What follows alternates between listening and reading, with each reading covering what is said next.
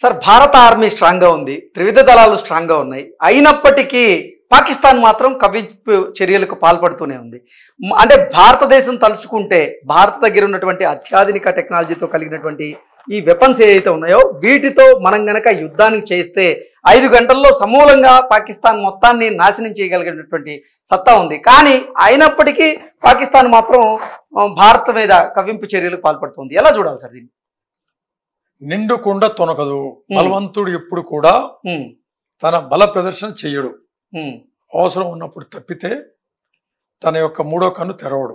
అంటే భారతదేశం శాంతి కామిక దేశంగా ఇప్పటికీ పాకిస్తాన్ చూస్తుందా? మనం కవ్వింపు చర్యలకు పాల్పడినప్పటికీ భారత్ ఏం చేయలేదు అనేటువంటి ఆలోచనలో భ్రమల్లో ఉందా అంటే ఏం చెప్తారు? దేనికైనా ఒక థ్రెషోల్డ్ ఉంటుంది, లెవెల్. సరే, ఆ లెవెల్ దాటిన తర్వాత తప్పకుండా చర్యలు తీసుకుంటుంది భారతదేశం. సో ప్రస్తుతం ఒక పరిస్థితి ఏర్పడింది. దాని మీద కొన్ని నిర్ణయాలు తీసుకుంది భారతదేశం. ఆ తర్వాత దాన్ని అమలుపరుస్తుంది. యుద్ధం గురించి మాట్లాడటం అనేది ప్రతి ఒక్కరు యుద్ధం అని మాట్లాడతారు. దాని వెనుక చాలా యాక్టివిటీస్ ఉంటాయి. సో అది మనం సైన్యానికి వదిలిపెడదాం. అది నా మటుకు నేను ఏం చెప్పదలుచుకున్నానంటే, సరే, ఏ పరిస్థితి వచ్చినా ఇవాళటి భారతదేశం దాన్ని ఎదుర్కోగలదు, గట్టిగా దానికి జవాబు ఇవ్వగలదు. కాకపోతే అది సమయం, సందర్భం, ప్లేస్ అన్ని చూసి ఒక నిర్ణయం తీసుకొని చర్యలు తీసుకుంటుంది. గుర్తుపెట్టుకోండి సార్, ఈ ఇంటికా జవాబు పత్తర్సే. అంటే మీరు ఒక ఇటుకు కొడితే ఇక్కడి నుంచి మనం రాయి కొడతాం. రాయి గట్టిదా, ఇటుకు గట్టిదా? ఓకే. పుల్వామా ఘటన తర్వాత కూడా భారత ప్రతీకారం తీర్చుకొని తీరింది. పాకిస్తాన్ మీద సర్జికల్ స్ట్రైక్స్ చేసింది. ఇప్పుడు కూడా ఈ ఘటన తర్వాత భారత్ అయితే చూస్తూ ఊరుకోదు. ఎవరైతే ఉగ్రవాదులు ఈ ఉగ్రదాడికి పాల్పడ్డారో వారిని నేలమట్టం చేసి తీరుతుంది అని అంటూ చాలామంది అభిప్రాయం వ్యక్తం చేస్తున్నారు. చాలామంది డిమాండ్లు కూడా చేస్తూ ఉన్నారు. ఈ నేపథ్యంలో సార్, అసలు మీరు కాశ్మీర్లో 3 దశాబ్దాల పాటుగా అక్కడ పనిచేశారు. మీ మీద కూడా అక్కడ అటాక్ జరిగింది. ఏంటి సార్ అసలు కాశ్మీర్లో ఎటువంటి పరిస్థితులు ఉంటాయి? ఇది అంతా కూడా క్రాస్ బార్డర్ టెర్రరిజం. లోకల్ వాళ్ళు ఇనిషియల్లీ ఇన్వాల్వ్ అయ్యారు. కొంతమంది సార్ మిస్గైడెడ్ యూత్, వాళ్ళని ఒక దారికి తీసుకొచ్చాం. దారికి రాని వాళ్ళు ఎన్కౌంటర్స్లో పోయారు. వాళ్ళు they cannot face the J and K police or the security forces or the Indian army. Army is ultimate. So కాబట్టి ఇండియా కానీ ఒక పాకిస్తాన్ లాగా బనానా రిపబ్లిక్ కాదు. ఏదో ఒక 1000 మంది 10,000 మంది తుపాకులు పట్టుకురాగానే పడేసి కింద పడి మోకాళ్ళ మీద వెళ్ళి సరెండర్ కావడానికి. India is a strong nation. Indian army is well trained. The police person are well trained. They are able to handle the situation. So రెగ్యులర్గా వాళ్ళు జరుగుతూ ఉన్నాయి. గత 3 దశాబ్దాలుగా గత 30-35 ఏళ్ళుగా కశ్మీర్లో అల్లకల్లోలాలు జరుగుతూనే ఉన్నాయి. దాన్ని మేము నార్మల్సీకి తీసుకొస్తానే ఉన్నాం. మళ్ళీ కొంతకాలం నార్మల్సీ, 1 సంవత్సరం 2 ఏళ్ళు మళ్ళీ అల్లకల్లోలాలు. దీన్ని మనం హ్యాండిల్ చేస్తూ వచ్చాం మనం. Sir right. ఎటువంటి సవాళ్ళు ఎదురయ్యాయి సార్ మీకు అక్కడ? సవాల్ లేదని రోజు లేదు అక్కడ కశ్మీర్లో. అన్ని రకాల ఛాలెంజెస్, టెర్రరిజం అనుకోండి, లా అండ్ ఆర్డర్ అనుకోండి, రాడికలిజం అనుకోండి, యూత్ని హ్యాండిల్ చేయటం, అక్కడ ఉన్న సెపరేటిస్ట్ ఎలిమెంట్స్ని హ్యాండిల్ చేయటం.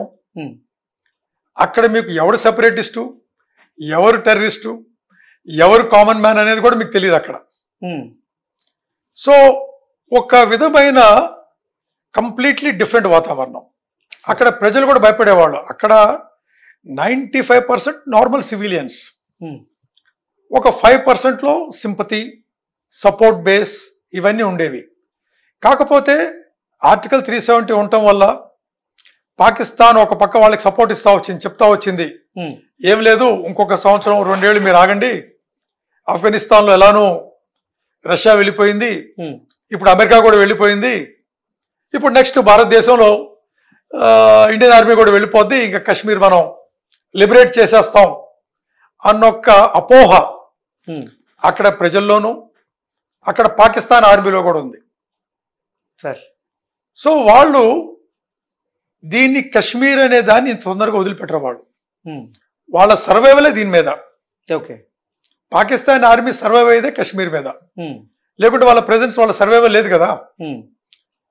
పాకిస్తాన్ ఆర్మీ సర్వైవ్ జోన్ అని ఇండియా నుంచి థ్రెట్ వస్తుంది మాకు, కశ్మీర్ బాంది, కశ్మీర్ డిస్ప్యూట్ అని చెప్పి అంటాం తప్పితే అదర్వైజ్ పాకిస్తాన్ ఆర్మీ సర్వైవల్ ఏంటి చెప్పండి? They don't need anything.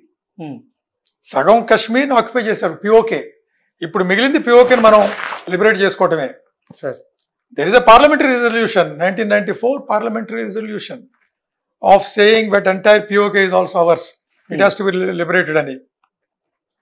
Okay sir, ఉగ్ర దాడి జరిగిన తర్వాత భారత ప్రభుత్వం, భారత ప్రధాని కూడా కొన్ని కీలకమైనటువంటి నిర్ణయాలు తీసుకున్నారు. అందులో భాగంగానే ఈ నదీ పరివాహక ప్రాంతంలో అంటే నీటి పారుదల ఏదైతే ఉందో దాన్ని నిలిపివేశారు, సింధు నదికి సంబంధించినటువంటి నీటిని. ఈ నేపథ్యంలో వరల్డ్ మోస్ట్ వాంటెడ్ టెర్రరిస్ట్ అయినటువంటి సయ్యద్ ఆసిఫ్ అతను భారత ప్రధాని ఉద్దేశించి ఆయన కొన్ని కీలకమైనటువంటి వ్యాఖ్యలు చేశారు. మీరు గనక పాకిస్తాన్కి రావాల్సినటువంటి నీటిని ఆపేస్తే మేము భారత ప్రధాని అయినటువంటి నరేంద్ర మోదీ గారి ఊపిరి ఆపేస్తాం అంటూ ఆయన ఇస్లామాబాద్లో ఒక పబ్లిక్ మీటింగ్లో మాట్లాడినటువంటి కొన్ని మాటలు ఇప్పుడు సోషల్ మీడియాలో వైరల్ అవుతూ ఉన్నాయి. దీన్ని ఎలా చూడాలి సార్? మన ప్రధానిని ఆ విధంగా వాడు థ్రెటన్ చేశాడంటే వాడి వెనక పాకిస్తాన్ మొత్తం ఉందని చెప్పి మనకు తెలుసు కదా. దాంతోనే ప్రూవ్ అవుతుంది కదా Pakistan is a terrorist state అని. Using terror as a state policy. So Pakistan ఒక నార్మల్ కంట్రీ అయితే, ఒక సివిలైజ్డ్ కంట్రీ అయితే దాన్ని కండెమ్ చేయాలి, దాన్ని వాడిని పట్టుకుని అరెస్ట్ చేయాలి, యాక్షన్ తీసుకోవాలి. ఒక దేశ ప్రధాని ఈ విధంగా అన్నాడు అంటే వెంటనే వాడి వైపు చర్య తీసుకోవాలి పాకిస్తాన్. చర్య తీసుకోవటం లేదు అంటే అర్థం ఏమిటి? Pakistan is involve deeply.